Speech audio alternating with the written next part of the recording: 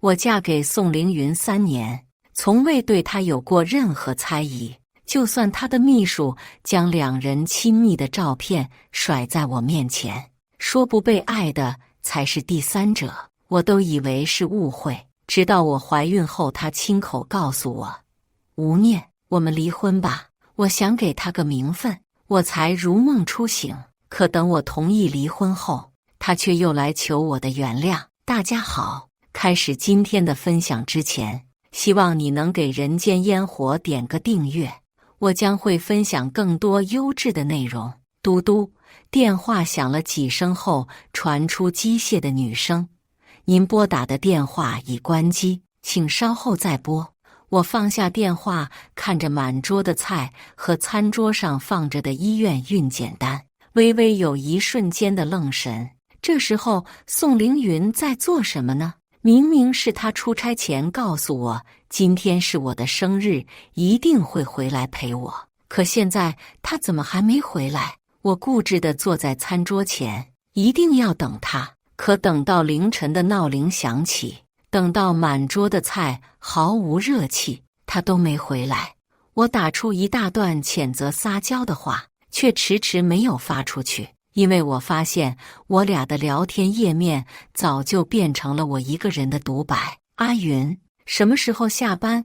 带我去新开的游乐园玩吧。今天出门看到一条可爱的小狗。阿云，你什么时候才有休息时间？我们才能去蜜月旅行啊！我一直在自我安慰，是他平时要处理的事情太多，所以才来不及看消息。可他以前明明不是这样的，就算被导师刁难，做实验到半夜都会回我的信息，让我放心。我不是傻子，我能感受到宋凌云变了，他不是在一瞬间改变的，只是我一直不愿意承认罢了。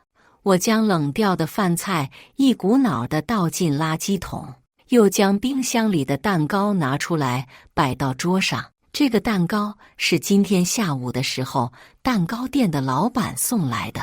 从他手中接过蛋糕的时候，我听到他羡慕的语气：“宋总对你可真好，半个月前就打电话来预定款式。”我笑着接过蛋糕。等关门后，脑子里依旧是老板说过的那句话：半个月前就打电话来预定款式。宋凌云以前是个很古板的人，他说任何惊喜只要不是亲自送到手上，都是没有那股子诚心的。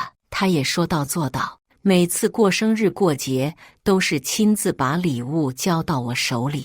所以我才要等到他出差回来，才告诉他我怀孕的消息，期待他得知自己当爸爸后惊喜的表情。可现在他食言了，桌上那张单薄的单子不知道什么时候掉到了地上，我捡起来，看着上面的文字，不由得笑了出来。我看着桌上的蛋糕，插上蜡烛，点燃。我在心里问自己，还要自欺欺人到什么时候？我双手紧握，独自坐在蛋糕前许愿。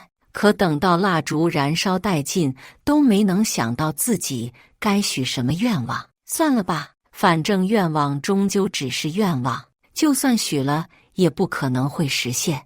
我想尝尝蛋糕的味道，可是味道太过甜腻。我尝了一口，转头就在卫生间里吐得昏天黑地。啪嗒！第二天中午，宋凌云终于回来了，他神情愉悦，刚刚经历了什么开心的事，完全看不出通宵的疲惫。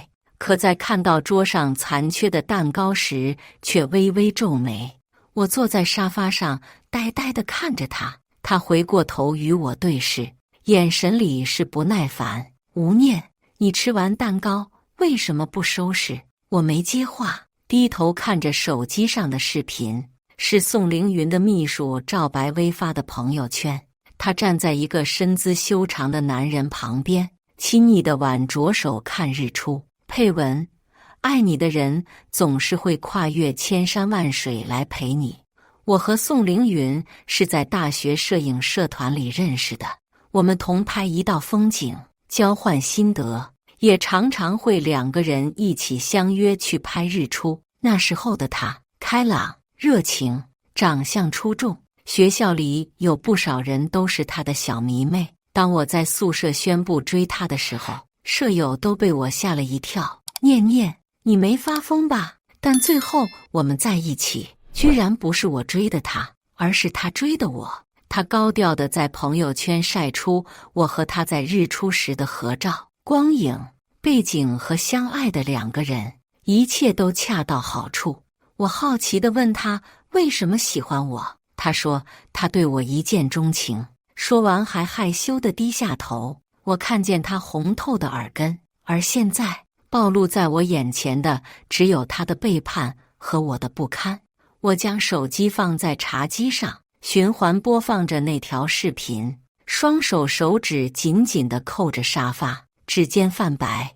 我在期待着他的回答，哪怕他说这个人不是他，哪怕他说只是恰巧路过，我想我都会毫不犹豫地原谅他。可他没有，他低下身子将手机拿起，唇角微勾地看着手机里恩爱的两人，转头却对我说出无比绝情的话：吴念，我们离婚吧。我想给他个名分。他的嘴一张一合，毫不费力地轻易说出这句话，而我则怔怔地看着他那张熟悉的脸，全身血液都在倒流，冰冷无比，心脏的抽疼传遍四肢百骸。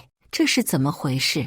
他怎么可能会对我说出这句话？等我肚子里终于开始孕育我和他的爱情结晶时，他却转头告诉我要给别的女人名分。我不愿意相信，任由着眼泪布满我的脸颊。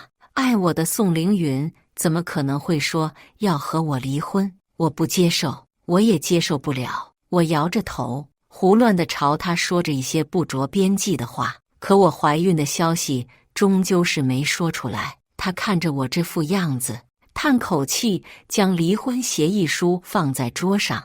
你冷静冷静，我先走了。夜晚，我睡在两人曾经温存的床上时，忍不住开始回想，到底是什么时候宋凌云开始变了？或许是他公司越做越大，我与他慢慢没有共同话题的时候，又或者是他不耐烦地吐槽新来的秘书笨手笨脚，粗心大意却舍不得辞掉的时候。还有什么时候呢？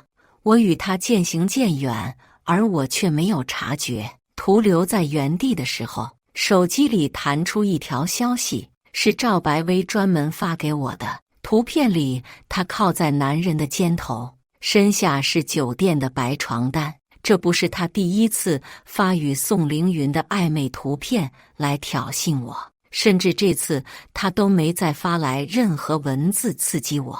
可能她也认为自己胜券在握。慢慢滑动屏幕，我看到他第一次给我发来消息时，吴念姐，阿云让我加你。我有些生气他这样的称呼，转头却回想起宋凌云在吃早餐时有时无地提起这位马马虎虎不知天高地厚的秘书，最后还是什么都没说。第二条消息就在1周后，是一张照片，他趴在宋凌云背上，头歪着，露出甜美的笑容。吴念姐姐，阿云好像不喜欢你了呢，你也别生气，毕竟不被爱的才是第三者。我看到这条消息的时候，气得头发昏，生气的想要去公司质问宋凌云，可我还是忍住了。我想起从前不知道在哪里看到的一句话，人与人之间相处的秘诀就是信任。宋凌云是我的爱人，这一切肯定是有误会的。晚饭时候，宋凌云又和我吐槽起赵白薇，说她没大没小，真不知道到底有没有人叫过她人情世故。我半开玩笑地说，居然这么不满意，为什么还不开除？他沉默半晌，没说话。我想，说不定他是个贫苦人家的孩子，宋凌云包容些也是正常的。后来赵白薇也没再发来消息，想必是被宋凌云骂过。直到今天，他发来与宋凌云住酒店的照片。我想我到底是个多贱的人，才能让自己被别人一而再、再而三的羞辱而不自知。不过是太爱宋凌云罢了，爱到迷失了自己。第二天早上，我照例做了双份早餐，看着桌上另一份永远不会被吃掉的早餐，我不争气的又哭了出来。我逼迫着自己吃下早餐，却又跑到卫生间吐得昏天黑地。我看着自己平坦的小腹，心想，要是你再不听话，妈妈就不要你了。可他却依旧顽皮，无论我吃什么，都能吐得双眼发黑。傍晚，宋凌云打来电话，问我有没有签字，我没接话。电话那边传来娇嗔，好像是在说：阿云，再不离婚，肚子里的孩子可就等不了了。赵白薇也怀孕了。这个消息就像个炸弹一般在我脑子里炸开，炸得我浑身上下麻木不堪，动弹不得。我全身僵硬，电话不知道什么时候被挂断。原来他们早都搞在一起了，甚至连孩子都有了。脑海里不由得回想起1年前，宋凌云压在我身前，跟我说想要个孩子的场景。激情过后，他与我平躺在一起，一同畅想以后有孩子后我俩幸福的生活。我问他，要是怀孕妊娠反应太严重了怎么办？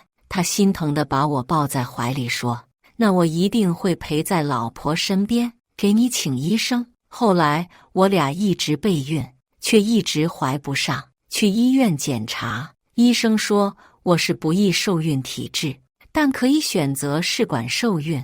他说试管很疼，不愿意让我受苦。而现在我好不容易拥有了我俩的孩子，他却转头爱上了别人。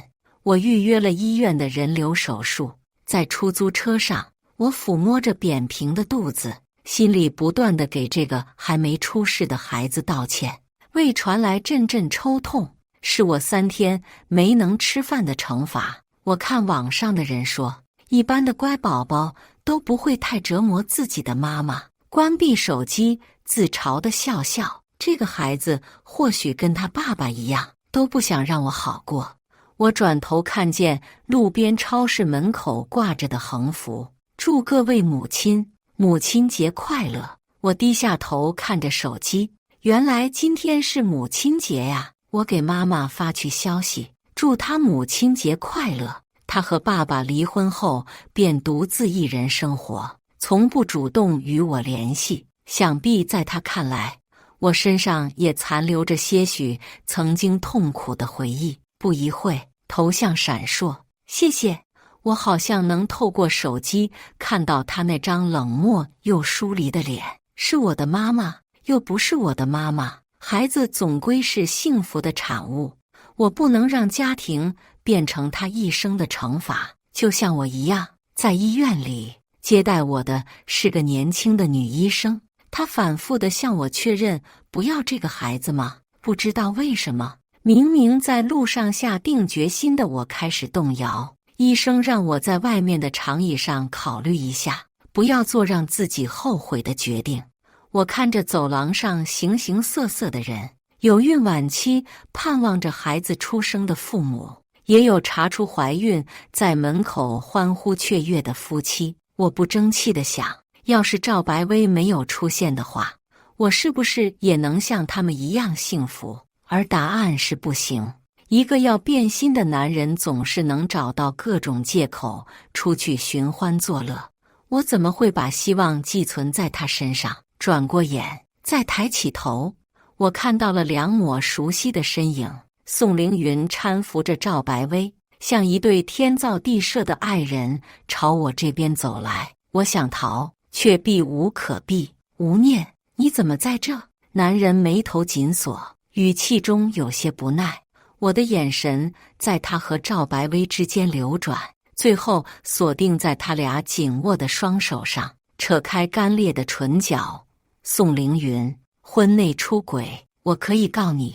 我从没想过我和他最终会走到这一步，兵刃相见。他没想到我会这样说，愣了愣神，松开了赵白薇的手。无念，有什么事我们回去再说，我会补偿你。他就像说了个笑话，让我忍不住笑出声来。用什么补偿？用他肚子里的私生子吗？我看到他扬起的手和脸上怒不可遏的表情，啪！突如其来的一掌，将我肚子里孩子最后的生路断绝了。头偏朝一边，脑子里像是神经短路，嗡嗡的响。周围人的目光纷纷投来。吴念姐，你怎么能这样想我？我只是肚子不舒服，阿云不放心陪我来检查而已。赵白薇双眼含泪，语气委屈无比，好像我真是那个十恶不赦的坏人。我直起身子，重重地扇了回去。宋凌云的头也像我一样歪到一边，从来没见过哪个小三能在原配面前耀武扬威，真是给够你们脸了。赵白薇惊呼一声，手指指着我，半天说不出话。我朝着他的脸也是同样的一掌。别说什么不被爱的才是第三者了，心疼他不如心疼自己。旁边的人纷纷对他们俩指指点点，原来是小三啊，我还以为是什么恩爱夫妻呢。对呀，真不要脸，还来妇科检查，怕是肚子里有私生子了吧？还找这种拙劣的借口。我没再理他们，转身进了房间，当着医生的面签知情同意书。写名字的时候，我发现自己的手正在颤抖，等签完才发现，原来是我整个身子都在颤抖。这是我第一次打人，也是我第一次被打。小时候，就算父母再不喜欢我，最恶劣的事也仅仅是冷暴力我，不愿意抚养我。而我爱了7年的男人，说要永远保护我的男人，却给我了人生中的第一掌。我真是瞎了眼。我躺在病床上，泪水从眼睛里不受控制地流出。骗人！是谁说无痛人流不疼的？医生看了看单子，又看了看我，最近有些营养不良，回家后记得补充营养、静养。我点点头，我没回家，我怕宋凌云趁我虚弱，恼羞成怒，对我造成不必要的伤害，也怕他会将赵白薇接回家，让我日日被羞辱难堪。我搬到了以前刚毕业时自己攒钱买的30平小房，那时候我格外想要拥有自己的一个家，不至于被别人抛弃后流离失所。我想要自己给自己安全感。可后来，我因为宋凌云说希望我和他一起创业，便毅然决然地辞掉了自己蒸蒸日上的工作。直到在后来，他和我说希望我能好好休息，将自己托付给他，便将公司全权交给他来管理，自己则回家做家庭主妇。弯弯绕绕，我又回到了原点。我请了个月嫂来照顾我，打开电脑，想要捡起被自己抛弃了2年的工作。刚连上网，噼里啪啦的邮件从邮箱里弹出，是我以前的老板发来的。点进去看，才发现他几乎每年都发招聘信息给我。随着公司越做越大，工资也越开越高，我硬着头皮回复了一封日期最新鲜的不知道失业3年的家庭主妇。老板还要不要？我以为可能永远都收不到回复，毕竟谁也不会愿意招一个几乎与社会脱节的人来公司上班。可晚上我就收到了回信，要，当然要。微信收到好友验证，是我以前的老板，在我离职后手机丢失过一次，后来重新办了电话卡，跟以前认识的人也基本断了联系。可对于当时的我来说，宋凌云几乎是我的全部，我不在乎是否有其他的朋友。而现在我都要重新开始。阿姨煮好饭，有事出门了。不一会，响起敲门声，我以为是阿姨忘记拿什么东西，却没想到开门就看见憔悴的宋凌云。砰！门被我重重关上。离婚协议书在我去医院前就已经签好，去民政局的时间也通过短信发给了他。现在他是来干嘛？报仇吗？我现在独自一人在家，手无缚鸡之力，让他进来只会让自己成为砧板上的鱼肉。敲门声还在继续，隐隐约约还能听到他在喊我的名字。我去厨房拿了把刀，将门的防盗链锁上，将门开了个口子。宋凌云见我愿意开门，眼睛闪过光亮，嘴里念叨着：“念念，跟我回家。”我看见了他手里被我揉成一团扔进垃圾桶里的孕检单，知道了他的来意，想要动手关门，却没想到他伸手拦住，一紧张，不小心用刀在他手上划了个小口子，瞬间涌出鲜血。我将刀颤颤巍巍地放在远处，转过身看见他的手依旧扣在门缝处，血滴在地上。我叹了口气：“宋凌云，我们之间一定要这么难堪吗？我爱你的时候你出轨，我走了你又不愿意放手。”他没接话，依旧自顾自地道歉：“念念，孩子是无辜的，你先跟我回家好吗？就算知道了我怀孕的消息又怎样？对我造成的伤害永远不可能被抚平，孩子也不会再回来。要是他知道我流掉孩子那天，他还陪着自己的秘书看自己的私生子，又会是什么样的反应？”我将他手指一根根扣开，温热的血流在我手上。奇怪，明明只是一个小口子，却流了那么多血，就像他这个人一样，明明是我这种无关紧要的人，却也流了那么多泪。明明没有那么痛苦，却也要做出这副样子来给谁看？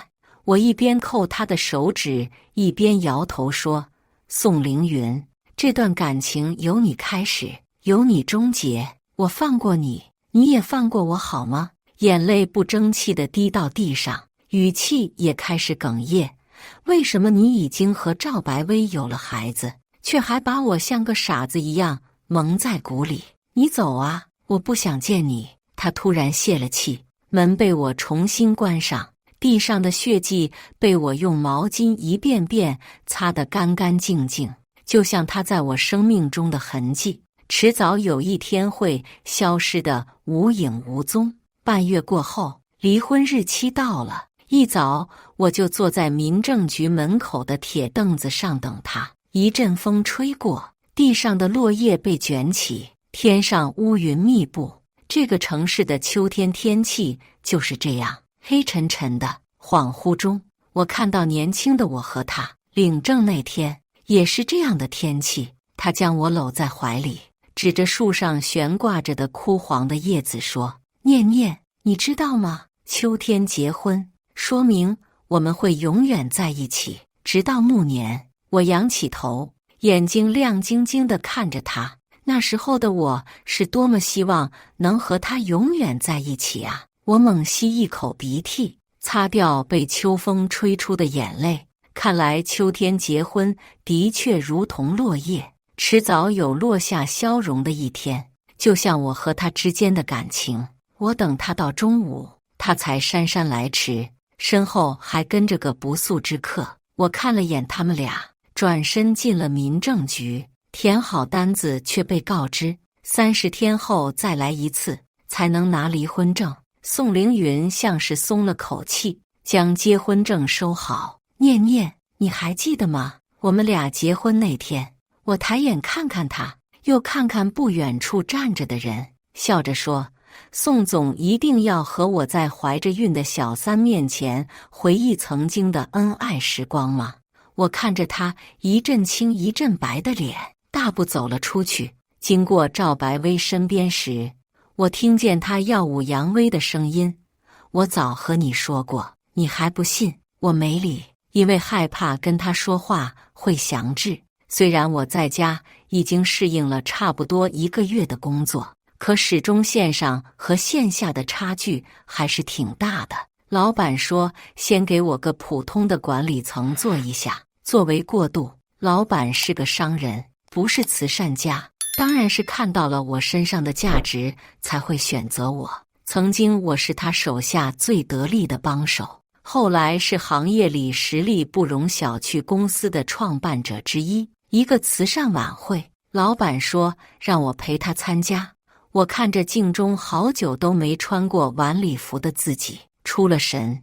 最开始总是我陪宋凌云去参加各种晚会，可1年前，他却以让我备孕为由，在家休养，身边陪着的也变成了其他年轻的女孩。看着依旧光鲜的自己，在心里笑了自己好几遍，真是个蠢蛋。我陪在老板身后，跟着他四处逢迎，结识人脉。这世界还真是小。没多久，我就看到远处带着赵白薇的宋凌云，借口不舒服，不想与他再有任何交集。毕竟再过8天，我就能和他永远断开关系。可没想在楼梯口处，光天化日之下，我居然被宋凌云按在了拐角处。他双眼猩红，额头处青筋暴起，语气却是无比卑微。念念，就算孩子没了，我也不会放手的。打掉孩子的消息，本来也没打算瞒他，现在被他知道了也好。我气急反笑。宋凌云，你当真以为我是你的一条狗啊？说来就来，说走就走。念念，以前都是我的错，你回来好不好？他将我完全笼罩在阴影下，我闻到他身上的香水味，和赵白薇的一样，令人作呕。我脑子里突然开始恶趣味起来，抬起头做苦恼样。宋凌云，你一边跟我求复合，一边还带着小三招摇，这是闹哪出？一点诚意也没。他面露难色，支支吾吾说不出话，说到底不过是跟我做戏，让你心里好过而已。刚说完这句话，我的手机开始震动，是老板找我。我没再用力，只轻轻往旁边侧了侧身，他便放开了手。宋总，还是别自欺欺人的好，毕竟我失去的是孩子，你失去的可是爱情啊。我哈哈笑了2声，踩着高跟鞋引入宴会厅，身后阴影处的男人握紧了拳头，转身打了电话。周末，我躺在床上百无聊赖地刷着视频，屏幕顶弹出一条消息：吴总，宋总把赵白薇开除了。发消息的人是我以前的助理，后来我没干了以后，他也就一直跟着宋凌云。紧接着他又发来几条消息，我点开，是赵白薇站在总裁办公室门口哭得梨花带雨，还有办公室其他人幸灾乐祸的视频。听说他假孕骗宋总跟你离婚，结果现在被发现了。我笑了笑，跟他说了句谢谢，没想到他居然是假孕，但总归是相恋了1年的情人，他也能那么残忍。不过也不奇怪，毕竟他对待我这个在一起7年的人，也是照样弃之如敝屣。第2天，我收到一条陌生短信发来的消息，是要和我见面喝咖啡的。可当我看到坐在店里等我的赵白薇时，还是吓了一跳。她穿着不合身的衣服，眼妆糊成一团，泪痕都还挂在脸上。见到我来，她迅速做出乞求姿态：“你放过阿云吧，她根本就不爱你。”我闻言将眉毛一抬：“哦，难不成她爱的是被扫地出门的你？”她顾不得自己的小白花人设，变得张牙舞爪起来。别忘了你也被扫地出门过。看着激动地站起身扯住我衣领的女人，我手指轻轻抚摸着咖啡杯，微笑地看着她。我觉得我以前该是给多了他们笑脸，才让他们如此得寸进尺。温热的咖啡液从她脸上滴下，我掸了掸外套上不存在的灰尘，脸上依旧挂着微笑。我但愿他爱的是你，记得提醒他过几天离婚，别迟到了。一连几天，我都看见一辆熟悉的车停在楼下，我眼不见为净，走上前去拉上窗帘，有时候半夜我都能从没关紧的窗缝处听到宋凌云和赵白薇的争吵声。我拿起手机拨打了物业的扰民热线，不堪的两人被请走。第二天又依旧固执地站在楼下。离婚这天，看着宋凌云眼睛下面的2大个黑眼圈，我忍不住笑了出来。原来向来在乎自己外表的人，也会把自己折磨得这么不堪吗？站在民政局门口，他卑微地祈求我能不能不离婚。我微笑地看着他，我问他是不是为了我什么都能做。他焦急地点点头。那便把你在公司的股份也一并转给我吧，这样离婚后你还能东山再起的话，我就和你复婚。男人不可置信地睁大双眼，像是没意料到我会提出这样的要求。原本我便在公司里占有举足轻重的股份，就算离婚后我也依旧对公司的一些决策做出影响。可现在我狮子大张口，居然提出这样过分的要求。宋凌云是个商人，公司是他最后的底线，在我的意料之中，他没答应。看来他的爱果真不值一提。对比起我的体面，赵白薇可就没那么好过了。当小三被赶出公司，在门口祈求宋凌云的视频还在许多人的手机里疯传时，可以说是名誉扫地。可这个时候，偏偏有人朝他抛出橄榄枝，难免不让人心动和感激。宋凌云见我并不回心转意，便想再次将赵白薇揽入怀，可他并不知道，怀中美人曾经对他浓烈的爱意，早就转化成滔天的恨。伪装是他最擅长的，以前可以变成一朵白莲恶心我，现在便也可以变成一朵菟丝子，将宋凌云吃干抹净。公司的下一个项目便是和宋凌云的公司合作，老板故意将这个单子安排给了我，毕竟我手里有公司的股份，做什么事都比旁人好做一些。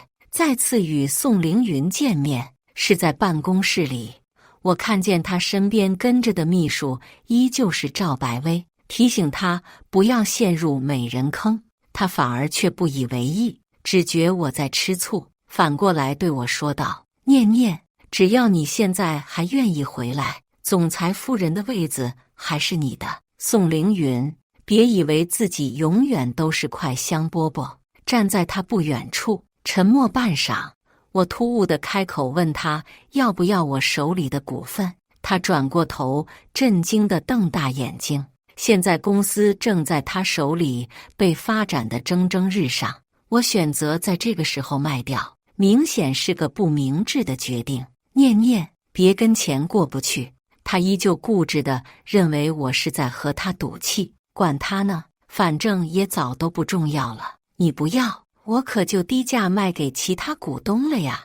我晃晃手里的纸杯，面不改色地回答。见我态度强硬，他低头应下。几天后，我看着手机里的转账信息，不由得笑出声。宋凌云可能在想，我是为了逃避他才跟钱过不去，所以还多赚了好几个零头给我。可他不知道，我正是为了保住钱，才卖掉股份，与他撇清关系。在有些时候，千万不要小看一个曾经被逼上绝路的女人，是我，也可以是任何人。很快，我就听说宋凌云的公司的大单子被别人以1毛之差拿下，而此时我正美滋滋地在新老板手下数钱。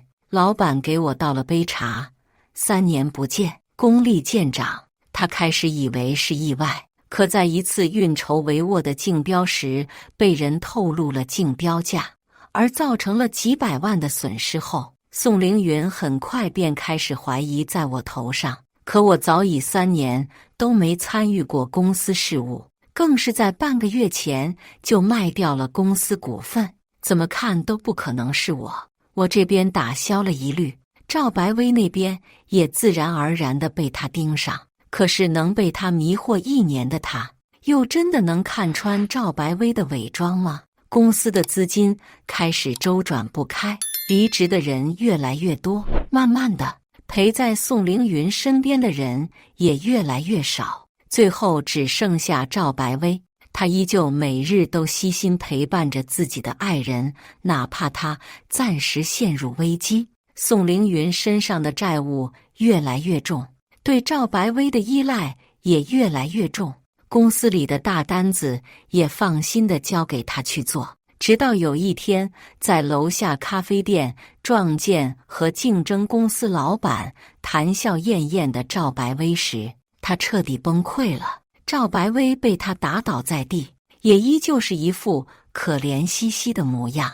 曾经打在我身上隐形的拳头，现在也拳拳到肉地打在他的身上。宋凌云来找我，他想要我回公司帮他力挽狂澜，我公事公办，问他能给我开多少工资。在我看来，一个非常正常的举动，却不小心伤害到了他。他不可置信地站起身，举手投足间早已没有了往日的随意。念念，我们两个之间只能谈钱了吗？我从包里拿出我和他的离婚证，打开放在他面前，想请问一下宋总，我和你之间不谈钱，还能谈什么？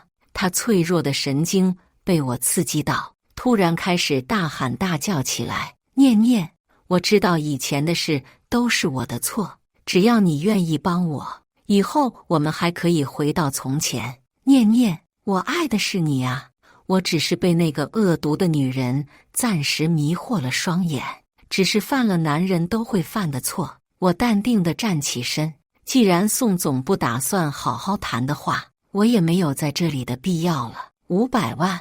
面前的男人突然出声，抬起头看我一眼，我给你500万，只要你能让公司起死回生。宋总说笑了，打发乞丐呢？毕竟当时我那一小点股份都卖了，也不止这点钱呢。我笑着走了，根本没打算帮他，我就是把他当狗逗逗呢。没过1个月，宋凌云的公司破产了，他把所有能变现的东西都卖了，也没能挽救回来，包括我和他曾经居住的房子。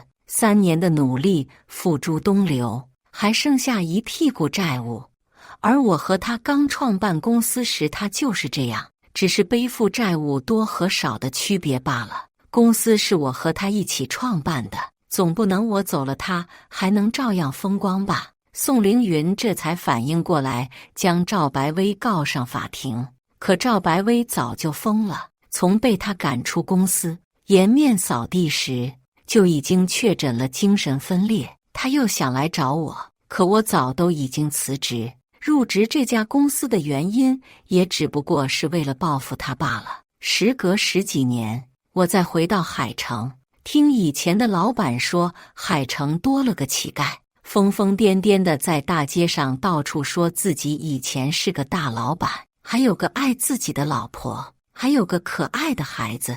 我抬头看看窗外的风景，想起一句话，亏妻者百财不如。宋凌云番外，我刚遇见赵白薇的时候，她活泼开朗，像极了大学时期的吴念，鬼使神差的，我在众多优秀的面试者中偏偏选中了她。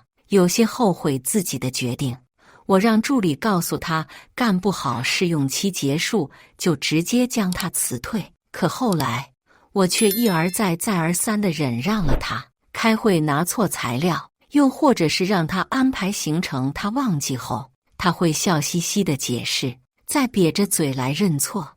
我经常会在吴念面前提起他，都是贬低的模样。直到有一天，我趴在办公桌上休息，我感受到赵白薇在我背后趴下，用手偷偷地摸我的脸。我感受到他按下的快门键，睁开眼睛，便看见他已经把照片发给了吴念。我假装生气地将他轻轻地骂一顿，回家后照例解释一番。吴念居然没生气，他微笑的样子真是让我觉得寡淡。很快，我和赵白薇搞在一起了。吴念从来没有怀疑过我，甚至在我和赵白薇一起出差时，还会给我俩准备出差要用的东西。他说赵白薇是个新来的，让我不要乱发脾气，真蠢。我突然有些厌恶他，他永远会在家里等我，永远不会生气，永远都是笑眯眯的，寡淡无味。我想起这是我和他在一起的第7年，或许这就是7年之痒吧。看着眼前活力无限的赵白薇，我觉得这就是大多数男人想要的生活吧。家里永远有个人在等自己，外面也有人一直陪着自己玩刺激的。直到后来，赵白薇告诉我她怀孕了，她哭着抱着我说想要一个家。我几乎没有丝毫的怀疑，就回家和吴念提出了离婚。吴念哭了，我居然觉得有些暗爽，自己被2个人争抢。可后来我和赵白薇在医院遇见吴念，他居然敢反驳我，我生气地打了他，他又打了回来。我好像一点也不了解他，我感到很不安。第2天，我就在垃圾桶里翻到了吴念的孕检单，吴念怀孕了。我高兴地立马去找他，但是他不愿意见我，我好像要失去他了。怎么可能？吴念永远都不会离开我。以上就是今天分享的故事，大家有什么想说的、想吐槽的，欢迎在下方评论交流，也更希望能给人间烟火点个订阅，我将会分享更多优质的故事内容。